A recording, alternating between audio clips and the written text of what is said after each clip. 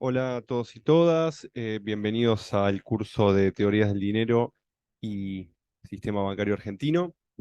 Bueno, esta es la primera clase que nos toca, van a tener clase conmigo y con Genaro Grasso. Esta primera clase, las primeras dos que son todas sobre dinero y un poquito de actualidad del sistema bancario, las van a ver conmigo, Stanislao Malik. Cualquier cosa, cualquier duda, etcétera, y debate se discute directamente en el foro de la cursada. Em, Espero que se escuche bien, estoy usando micrófono para que no se escuche el sonido ambiente. Y bueno, estamos estrenando el PowerPoint y clase, así que eh, estábamos abiertos a todo tipo de comentarios y propuestas, y obviamente dudas y debates. Vamos a empezar con algo que para los que somos economistas y hemos seguido la carrera, muchas veces nos pasa de costado, a pesar de que es la piedra angular de nuestras relaciones asociadas estudiadas por las ciencias económicas, realmente no le damos mucha pelota, o por lo menos a mí no me ha tocado en la licenciatura que le hayan dado mucha bola al tema. El tema es el dinero, tiene muchas discusiones teóricas al respecto, tiene eh, incluso algún tipo de discusión filosófica, etcétera, pero más allá de la teoría, nos interesa abordar esto porque en la práctica tiene implicancias. O sea, depende el enfoque teórico que tengamos sobre el dinero, será las conclusiones que saquemos de política y de los resultados de política y las decisiones que tomemos o recomendaciones que hagamos acerca del mundo financiero. Bien, así que mientras para algunos y algunas puede resultar bastante divertido, sobre todo a los que les gusta más la teoría o la academia, para los que no les resulta tan entretenido, les pido un poquito de paciencia.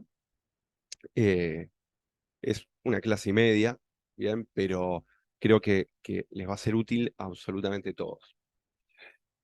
Aclaro algo, es una clase y media, por ende muchas de las teorías van a estar sumamente comprimidas, ¿bien?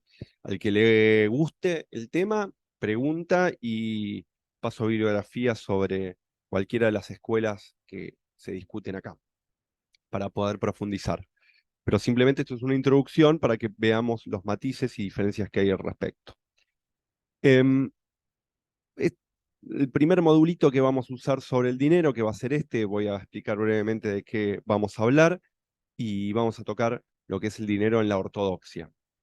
Bueno, todos sabemos, los que hayamos cursado una materia introductoria de economía, que todo manual define el dinero, básicamente qué es el dinero por sus funciones, ¿no? Decimos, dinero es lo que cumple el rol de unidad de cuenta, medio de pago y depósito de valor. Eh, Eso nos deja con un montón de preguntas, porque no sabemos si es una cosa, si es una institución, si es una mercancía, cómo se define, cómo se crea, cómo se construye, cómo se debilita. ¿Bien? eh, Simplemente se suele definir por sus funciones. Esta es unidad de cuenta, es poder medir las cosas según un patrón de medida, como es el metro, bueno, el dinero, el peso, el dólar, etcétera, el euro, es un patrón de medida para la evaluación y el intercambio de mercancías. Sirve como medio de pago, significa que me aceptan eh, intercambiar o me dan mercancías, ¿bien? O puedo saldar contratos entregando a cambio de ello dinero. Y finalmente es depósito de valor, lo cual para los argentinos es gracioso, pero igual lleva a pensar varias cosas. El hecho de que mantiene el valor a lo largo del tiempo. Bien, el dinero es algo que yo lo mantengo y va manteniendo el valor. Eh, ¿Qué clases de dinero hay? Esto parece súper básico, pero lo aclaro porque muchas veces encontramos economistas muy formados, incluso muy formados en finanzas, que los confunden, ¿bien? O piensan que uno es dinero y los otros no. El dinero más conocido es el metálico, podríamos decir. No sé si el más conocido, el que se lo asocia usualmente al dinero. El dinero metálico le llamamos al que hace referencia al oro y la plata acuñadas en su momento, ¿bien? En otras épocas, donde circulaba el dinero de oro y plata, los principales metales que se usaron como dinero, más allá de que se usaron también otras aleaciones. Después el que conocemos todos, que es el dinero fiduciario, son billetes y monedas sin valor propiamente dicho por el metal que, o el papel en que están impresos o construidos. Ya veremos por qué tienen valor. Ese es el dinero fiduciario. Y el dinero bancario. Este es el que a veces se nos pasa, no debería, pero a veces se nos pasa de largo, que son los depósitos en los bancos, ¿no? Cualquier cuenta en un banco, una caja de ahorro, una cuenta corriente, el saldo en esa cuenta es aceptado como medio de pago, ¿no? Eh, y es básicamente dinero, podríamos llamarlo. ¿Por qué? Porque yo puedo eh, pagar, es lo mismo pagar con un billete que pagar con una transferencia a una cuenta, sea una tarjeta de débito, sea un QR o un cheque. Bien, entonces el dinero bancario es absolutamente relevante, podríamos decir que es el fundamental hoy en día. La mayoría del dinero es bancario, son cuentas en bancos. Vamos a ver en este curso, vamos a agrupar en tres escuelas, más allá de que hay un montón de matices, sobre todo en el marxismo y en la heterodoxia, hay un montón de discusiones, pero les doy una introducción y después cada uno profundiza en la medida de que le guste o lo considere necesario. Vamos a empezar, que es lo que vamos a ver en este primer módulo, con la ortodoxia. La ortodoxia es, para los que de repente hicieron alguna materia introductoria a la carrera de economía, eh, hicieron otras carreras y están haciendo esta diplomatura, se los reconoce por, se les llama también el marginalismo, la teoría neoclásica, puede estar el monetarismo ahí, los nuevos clásicos, son todas escuelas vinculadas a la llamada ortodoxia, por lo general más vinculadas al liberalismo, ¿bien?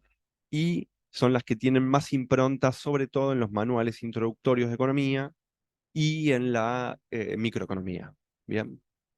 La curva de oferta y demanda, por ejemplo, es típicamente marginalismo, para darles un ejemplo. Em, Después vamos a estudiar algunas ideas del marxismo, que tiene, Marx tuvo eh, varias referencias al dinero en el Capital, algunas veces contradictorias o complejas de entender, al menos. Entonces eso lleva a que varios autores lo interpreten de formas diferentes y dentro de ellos una de las escuelas que se dedicó a estudiar el dinero bastante es el regulacionismo francés. Y finalmente tenemos la heterodoxia, que hay ahí keynesianos, post-keynesianos, teoría monetaria moderna, chartalismo o cartalismo, sociología del dinero. Bueno, tenemos un montón, antropólogos. Acá la cuestión es más variopinta. Lo que sí no hay duda es que si podemos llamar, como digamos, el padre de la heterodoxia, o el autor más relevante o más referido a Keynes, em, Keynes, en la teoría de Keynes, más allá de que no le dedica mucho estudio al dinero, el dinero es fundamental. La introducción del dinero dentro de la teoría neoclásica la hace Keynes y con eso genera una serie de conflictos que terminan en gran parte fundando la heterodoxia y múltiples diferencias teóricas al respecto.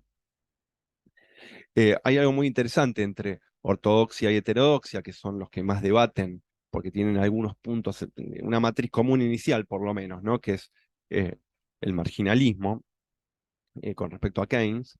Hay algo muy interesante que a veces en los manuales se suele definir las diferencias por la pendiente de una curva, ¿no? Para los que han estudiado economía, de repente te dicen, bueno, keynesianismo es en el corto plazo, pero en el largo plazo ya no es keynesianismo. O keynesianismo es que hay resistencia a la baja salarial. Y bueno, eso es keynesianismo.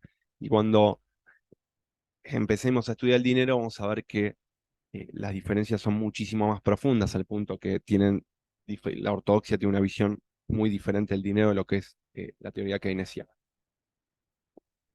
Algo similar sucede con la tasa de interés, con un montón de cosas. Bueno, este primer módulo va a ser dedicado a la ortodoxia, va a ser bastante cortito. Le ponemos el dinero en la ortodoxia, los neoclásicos, neutralidad y trueque como título. Vamos a ver por qué. Bueno, Básicamente, en la ortodoxia, que lo podemos asociar, insisto, con la microeconomía, el dinero aparece como la solución al problema del trueque. Hay como un mito en los manuales donde dicen, bueno, una economía de trueque es muy compleja.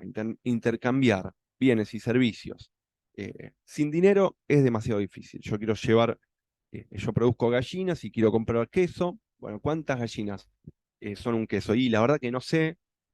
Y además, cuando voy al productor de queso, de repente no le interesa tener gallinas, entonces tengo que ver qué es lo que necesita el productor de queso, que de repente necesita bastones, entonces tengo que ver si hay un productor de bastón que quiera gallinas, entonces yo le tengo que dar una gallina a cambio del bastón y con el bastón al productor de queso. Bueno, es muy difícil hacer trueque, entonces como solución de eso aparece una mercancía, sería la más cómoda y la elegida por todos los individuos, más deseada, como el oro, por ejemplo, o la plata la que tiene más cualidades prácticas, se puede parcelar, no se erosiona a través del tiempo, etcétera, etcétera, y el dinero emana de ahí. Esa es la teoría, el típico cuento, ¿no? De manual. Eh, Básicamente es un producto del mercado, el dinero, ¿ok? Entonces, lo que termina sucediendo es que el gobierno capta ese invento espontáneo de la sociedad y del mercado y lo capta en parte para que funcione mejor, digamos, porque yo les cuento toda la teoría ortodoxa, ¿no? Neoclásica, como es el cuento.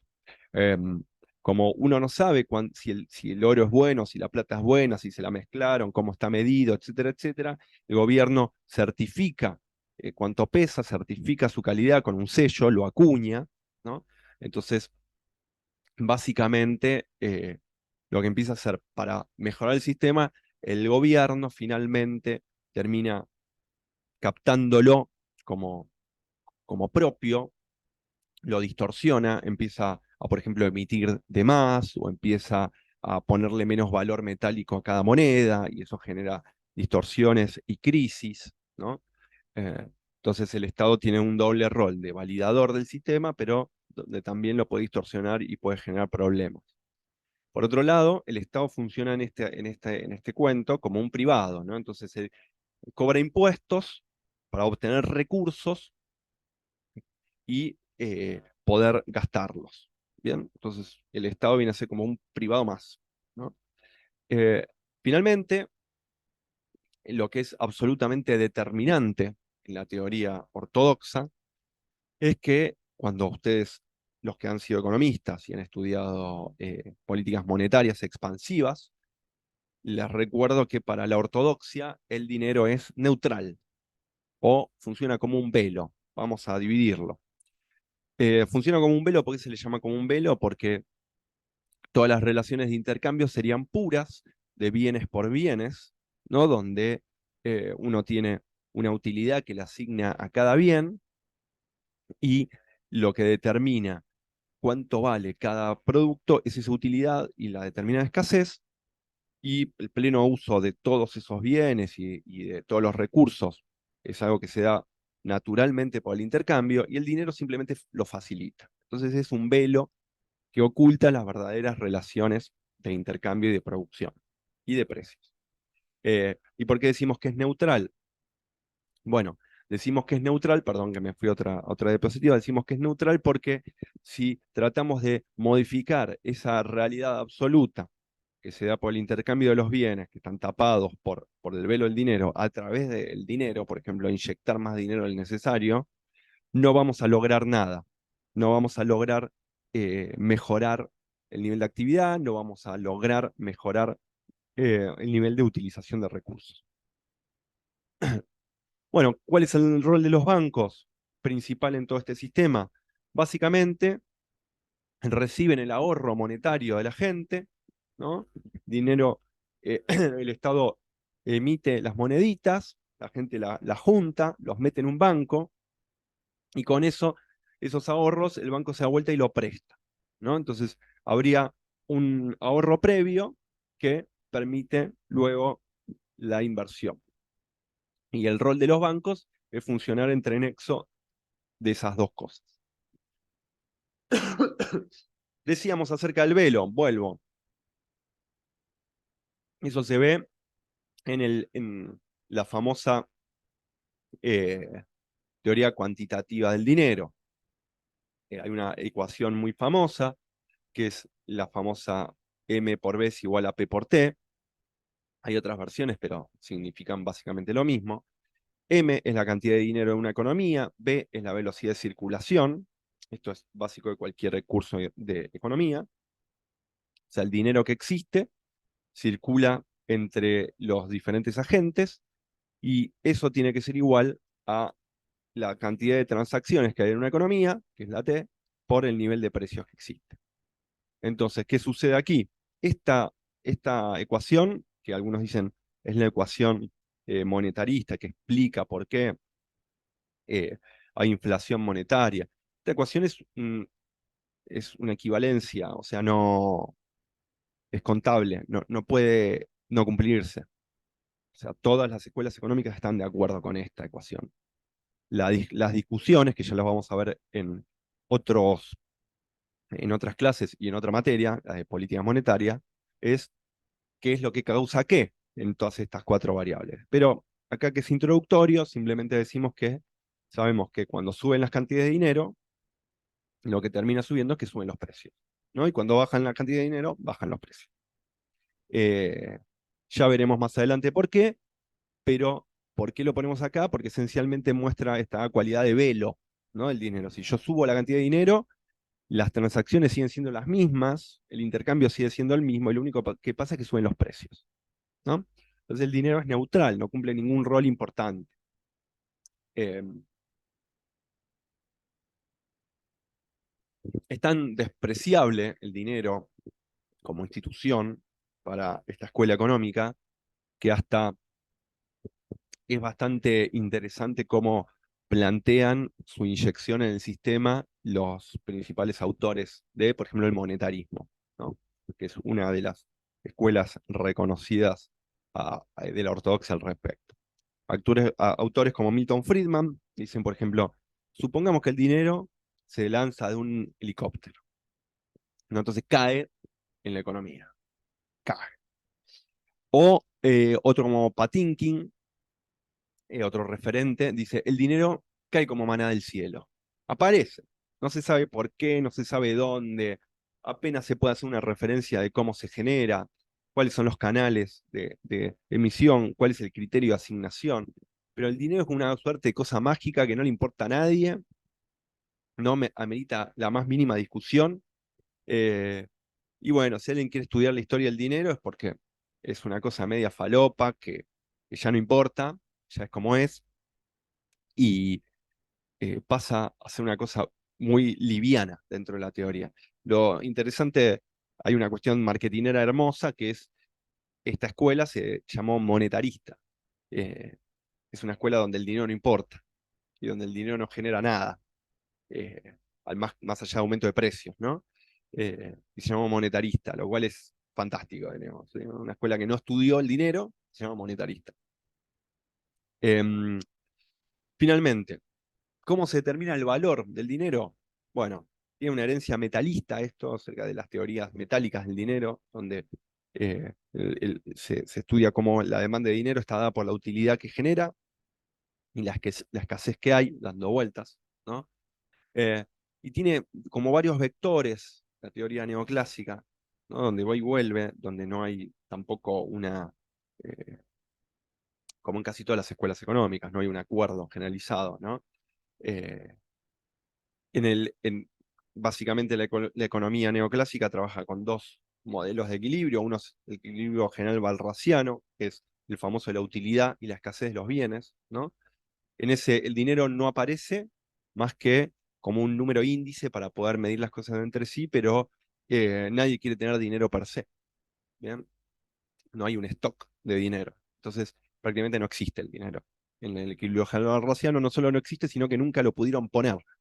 Cuando intentan modelizar ese equilibrio general balrasiano, eh, para los que no estudiaron economía o no tocaron el tema, no se preocupen si no entienden estas particularidades, son cuestiones muy finas, pero para los que son economistas o han estudiado el tema, de repente son cosas interesantes.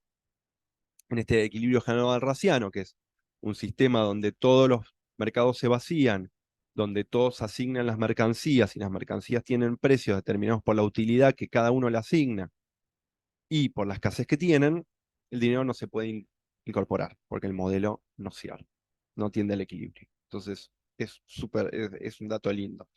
En el equilibrio marshalliano, por el contrario, lo que se llama equilibrio parcial, no general, porque son la famosa oferta y demanda que vemos en todo curso introductorio de economía, la curva de oferta y la curva de demanda, el dinero es solo unidad de medida y aparece en el precio, ¿no? En la P, la famosa P que está en el eje de las ordenadas, en el eje de las Y. El dinero aparece ahí, pero de nuevo, no aparece como stock, no aparece como cantidad, ¿no? Es para medir bienes contra el resto de los bienes, precios relativos. Entonces, básicamente el dinero es ajeno a esta teoría. Esta es una teoría, la ortodoxia es una teoría sin dinero, es una teoría del intercambio puro que se le llama, ¿ok? Bienes y servicios, mercancías por mercancías, ¿no? Eh, Economías del trigo, como se le dicen, y algunos profesores de economía dicen, bueno, por ejemplo, los ejemplos son usualmente eh, referidos a economías sin dinero, cuando se explica estas teorías, por ejemplo, la más conocida, Robinson Crusoe. El que haya ido a un curso de economía, no puede faltar la referencia a Robinson Crusoe para explicar alguna, por ejemplo, el ahorro en la inversión, o los procesos de elección. Imagínense a Robinson Crusoe en una isla solo y le caen dos cocos y tiene que elegir si consumir uno, si consumir dos. Bueno, eh, claramente es una economía sin dinero, la de Robinson Crusoe. Difícilmente, no, lo que no me queda claro es que sea una economía, lo de Robinson Crusoe, porque no hay producción, no hay intercambio, no hay instituciones, eh, pero en los cursos de economía toman al modelo de Robinson Crusoe como para validar ciertas teorías, ¿no? Es como que si en medicina le dijeran, bueno, imagínense que Robinson Crusoe está solo en una isla, sin medicamentos, y se corta una pierna. ¿Qué tiene que hacer?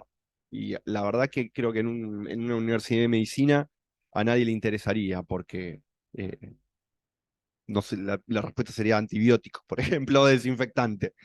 Eh, bueno, en economía extrañamente tomamos un modelo de una persona solo en una isla para explicar cómo funciona un proceso social, ¿no? Entonces, por definición, el ejemplo de Robinson Crusoe está mal, pero creo que muchos seguramente lo han visto.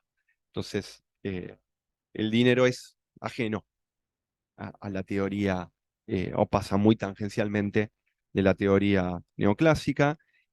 Vamos a ver que la heterodoxia, el keynesianismo lo introduce más, y por lo general los cursos de economía de las licenciaturas que hacen como un chichoneo entre la ortodoxia y la heterodoxia, nunca sabemos hasta dónde han llegado, cada uno ha tenido su propia experiencia, pero por lo general se suele aceptar al dinero como una M en un modelo y medio galalona, ¿no? M, sube M, baja M. Chao. Eh, o M y B de bonos. Y ahí ya es un nivel de sofisticación casi infinito.